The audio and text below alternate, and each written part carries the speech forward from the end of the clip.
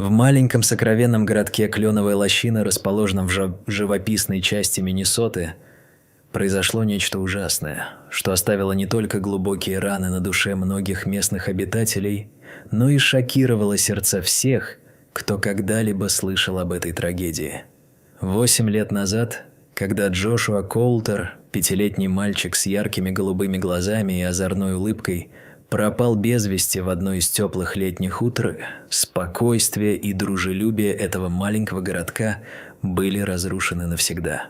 Исчезновение Джошуа стало темой разговоров не только среди местного населения, но и за его пределами.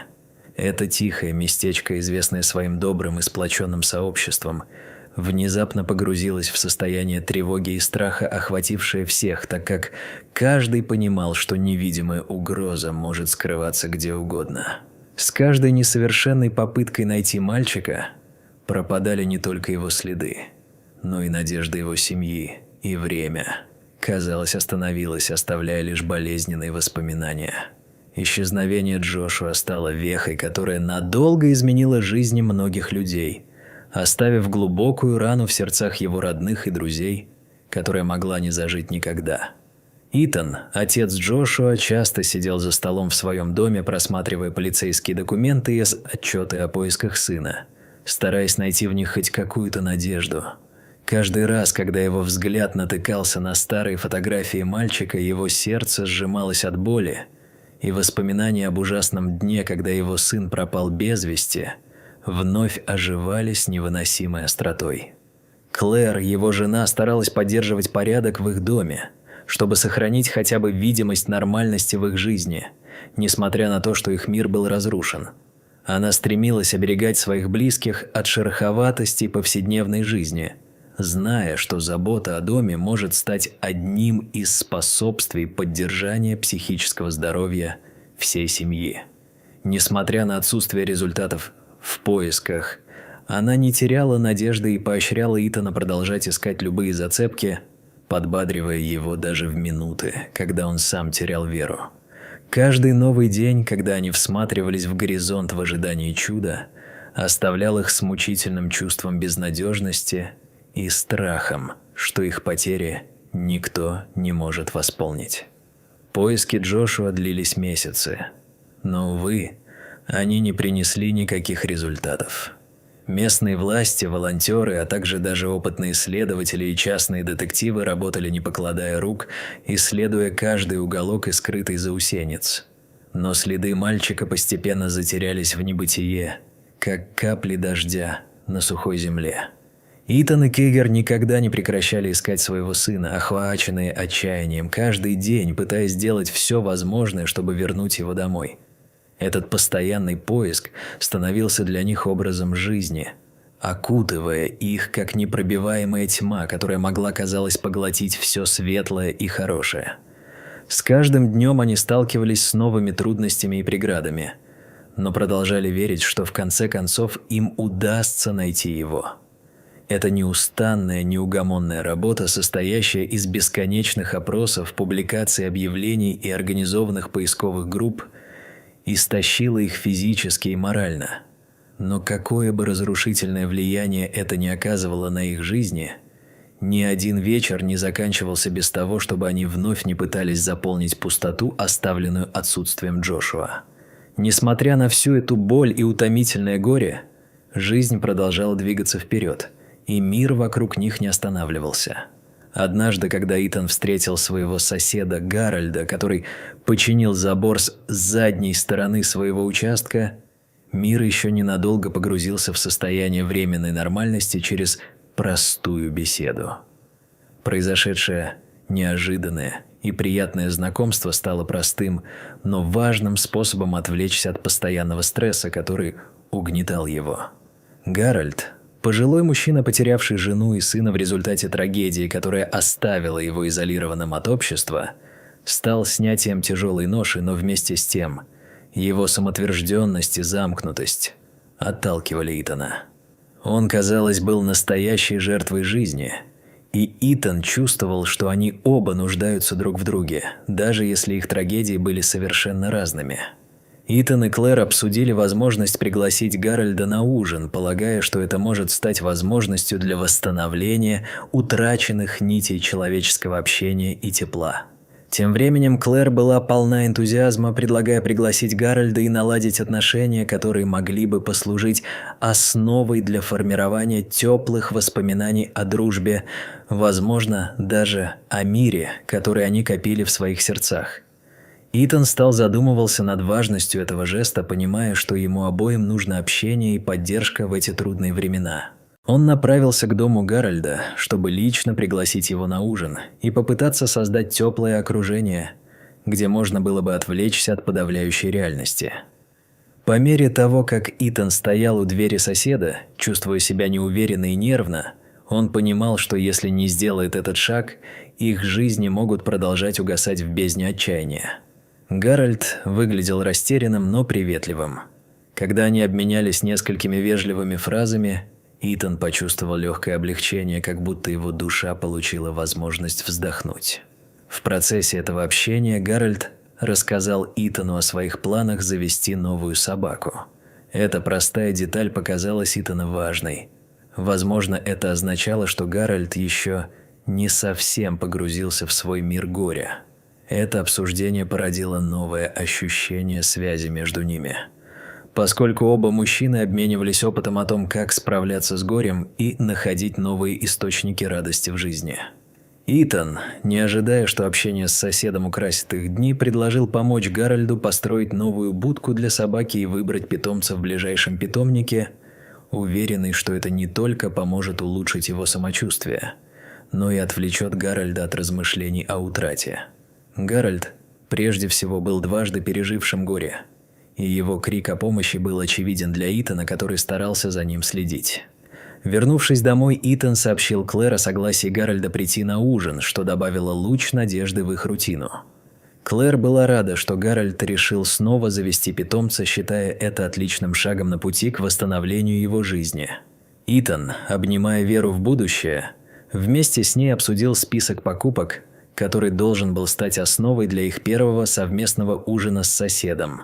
В процессе обсуждения они подбирали продукты и решали, что приготовить, и в воздухе витала надежда на теплое и взаимно приятное времяпрепровождение. Однако в этот вечер произошло нечто странное. Итан заметил, что Гарольд отменил свою поездку к заводчику с совершенно непонятной причиной. Такое поведение показалось ему подозрительным. Внутренний голос шептал, что это может быть не просто простая случайность, но не было никаких оснований, на которых можно было бы строить предположения. И все же тревога стала пробуждаться в его сердце. Во время своей поездки в супермаркет, размышляя о Джошуа, он заметил, как Гарольд двигается в сторону питомника Нортвуда, несмотря на его слова о том, что у него изменились планы. Это не давало покоя Итану и наталкивало его на неприятные мысли, подталкивая к тому, чтобы быть внимательнее к поведению соседа, который теперь казался все более подозрительным. Вернувшись домой, Итан обсудил с Клэр странности поведения Гарольда, и его знания о том, что происходит, стали еще более запутанными. В его голове ворочались вопросы, на которые не было ответа. Через некоторое время Гарольд снова пришел к ним, но теперь уже с новой немецкой овчаркой, что только еще больше добавило масла в огонь их сомнений. Итан, не желая упустить возможность узнать правду, предложил свою помощь в адаптации новой собаки. Но Галрот лишь отмахнулся с явным беспокойством и нервозностью. Это поведение только укрепляло Итана в мысли о том, что эта ситуация требует более глубокого анализа и выяснения. Наконец наступил долгожданный вечер, когда Гарольд пришел на ужин с бутылкой отменного вина. Но его поведение и показания не оставляли никаких сомнений. Между Итана, Клэр и Гарольдом разгорелся напряженный разговор, который, казалось, становился более мрачным с каждой минутой. Голос Итана дрожал от волнения, когда он более глубоко погружался в исследования и формулировал свои опасения по поводу Гарольда. Казалось, что их встреча превращалась в дремучую игру. Каждая шутка была на грани между правдой и ложью. Гарольд, явно нервничая, вдруг вышел на улицу, чтобы проверить свою собаку, и это только подстегивало Итана. наводя на мысль, что что-то нехорошее и зловещее готовится произойти в их маленьком мирке. Когда Гарольд не вернулся, тревога Итана стала невыносимой, и он решил принести ему куртку, чтобы проверить, все ли в порядке. Он направился к дому Гарольда, но не нашел его внутри.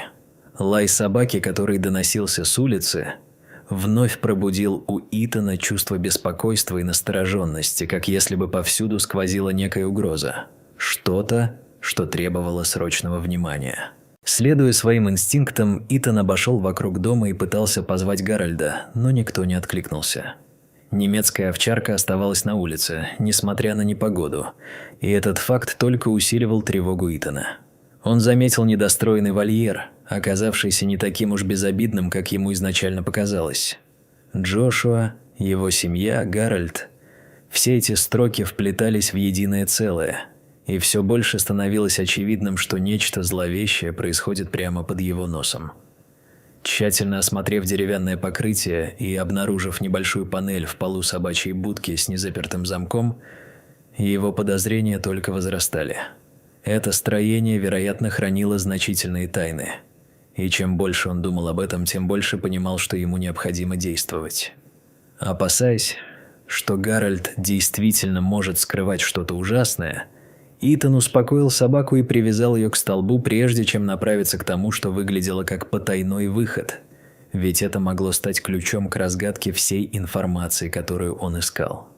Когда он проник внутрь, его ожидаемое открытие оказалось за границей всех его представлений о том, что вообще может происходить в его округе. Под собачьей будкой находился потайной люк, напоминающий военный бункер. Внутри его ждал мир, который был полон неожиданных находок и возможных улик, но, к сожалению, также и шокирующих откровений. В этот момент побежали мурашки по спине Итана от осознания того, насколько он был невнимателен к происходящему вокруг него. Он разворачивался в страхе и ошарашенности, но глубокое чувство ответственности не позволило ему сдаться. Позвонив Клэр, чтобы рассказать о своей находке, не в силах избавиться от тревоги, он продолжал постигать происходящее с каждым моментом. Клэр настороженно отреагировала на его сообщение, предложив вызвать полицию, поскольку замок на двери не был заперт.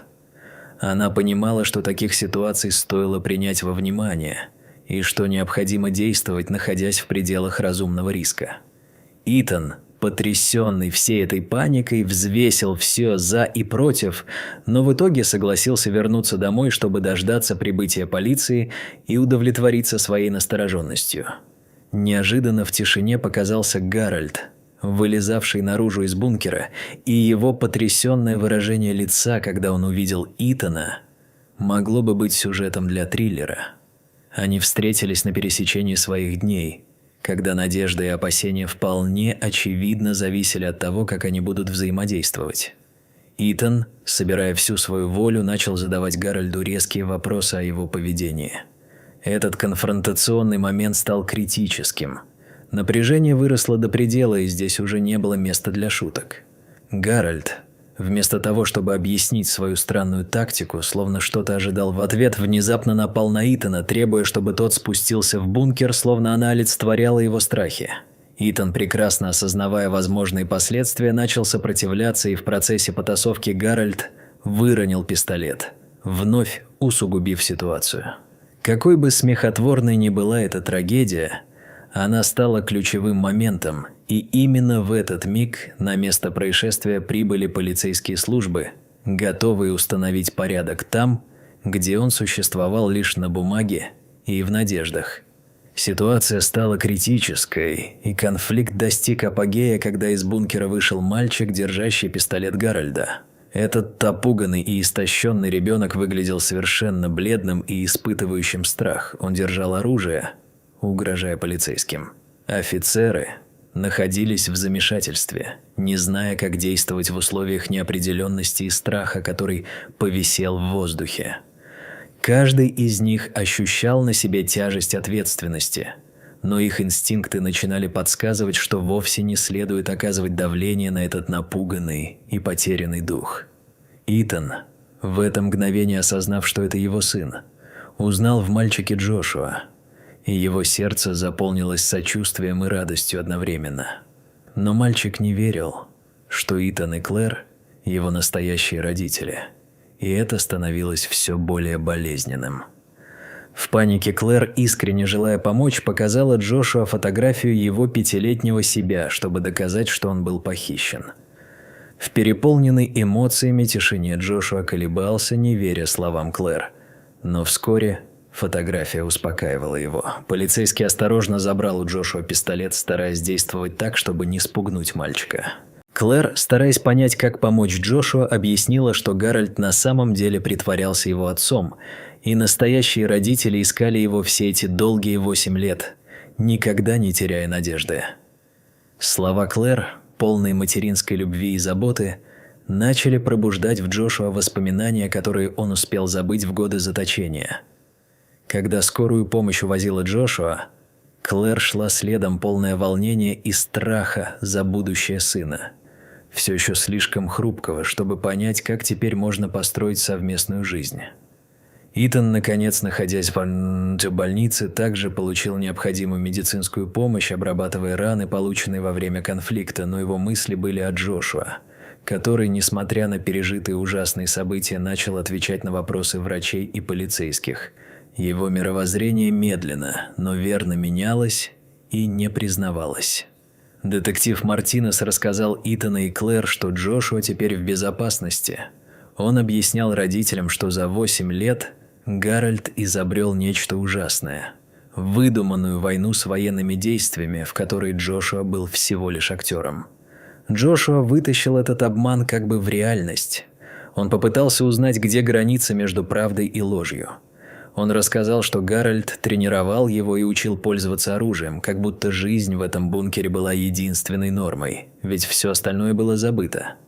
Это открытие потрясло Итана и Клэр, которые, не зная, что и думать, были одновременно поражены глубиной страданий, которые Джошуа перенес, и восторгались тем, что их малыш теперь наконец на свободе и в безопасности. При обследовании в больнице врачи обнаружили, что Джошуа сильно истощен и страдает от нехватки витамина D, сидя на бедном рационе и почти полностью лишенном света и счастья в своей жизни.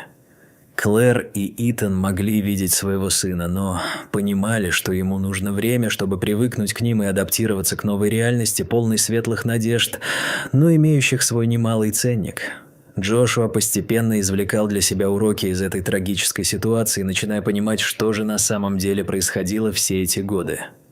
Клэр и Итан, готовые поддержать его в этом процессе, обещали ему, что его жизнь вернется к норме, и они помогут ему реабилитироваться в их совместной жизни. Эта история о воссоединении семьи вскоре стала известной в Кленовом холме, острая до боли и трогательной для всех, кто когда-либо знал о судьбе семьи Коултер. Каждое новое сообщение о поисках Джошуа и его воссоединении с родителями приносило местной общине не только слезы, но и надежду. Последствия для Гарольда оказались более суровыми, чем кто-либо мог ожидать, и в конечном итоге его признали виновным в похищении и других серьезных преступлениях. Это дело в буквальном смысле шокировало, лик пройдет, и местному сообществу пришлось справляться с тем фактом, что мелочь, на первый взгляд нормальная, скрывала столь ужасающие тайны. Итан и Клэр, обретая вновь своего сына, стали делать все возможное, чтобы помочь Джошуа адаптироваться к новой реальности и вновь научить его радоваться жизни, смеяться, чувствовать себя в безопасности и развиваться как индивидуальность. 8 лет страданий привели их к этому моменту счастья, и каждый день они решительно продолжали идти в сторону счастливого будущего. Пластинка содержимого постепенно искала себя, и благодаря поддержке своих соседей и друзей они взяли на себя обязательство помогать словно пришедшему из другого мира мальчику. Теперь они могли начинать писать новую историю, чувствуя уверенности для своего сына. Поскольку каждый раз, когда они смотрели в его глубокие голубые глаза, они видели не только отражение своего прошлого, но и будущее, полное надежды и любви.